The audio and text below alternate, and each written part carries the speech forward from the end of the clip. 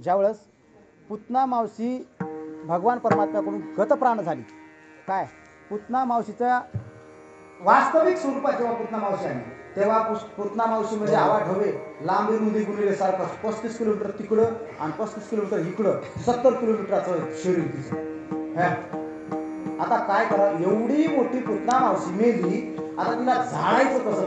पंचायत आहे की नाही? हा महाराज ज्याच्या त्याच्या घरात जे जे हत्यार असतील, कुराड विळा जे असेल त्याने आणलं आणि तिचे खांड केले. अशा हजारो सर्ण रचले आणि त्या सर्ण रचून सरणाला आगनी टाकला. पण का गावाच्या वरल्या साईडला पुतना मावशीचं शरीर जळत आहे आणि मंद हवा सुटलेली आहे. त्या हवेमध्ये तिकून सर्व त्या शरीरात जळालेल्या शरीराची धूळ गावात आली. हो, धूळ गावात येते महाराज. ते धूळ गावात येत असताना त्या धुरामध्ये सुगंध येते. हो, एका गोपिकेला राधिकेला विचारलं, राधे हे राधे, अगं पुतना मावशी मेली आणि त्या पुतना मावशीचं शरीर जाळायला आगनी टाकलेली नाही. बर, खर तर या मृत्यू लोकांचा नियम असा आहे की या शरीराचा सुगंध येत नाही. हा देह नाशिवंत चर्म घातले रे,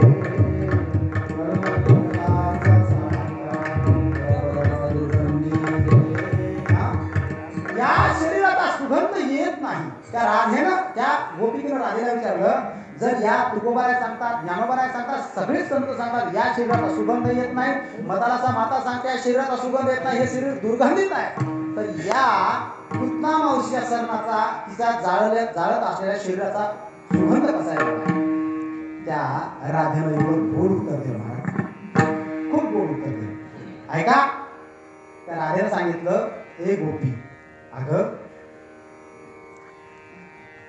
विष पाजण्याच्या वृत्तीनं का होईना पण माझ्या भगवान परमात्म्याला मांडीवर नाही.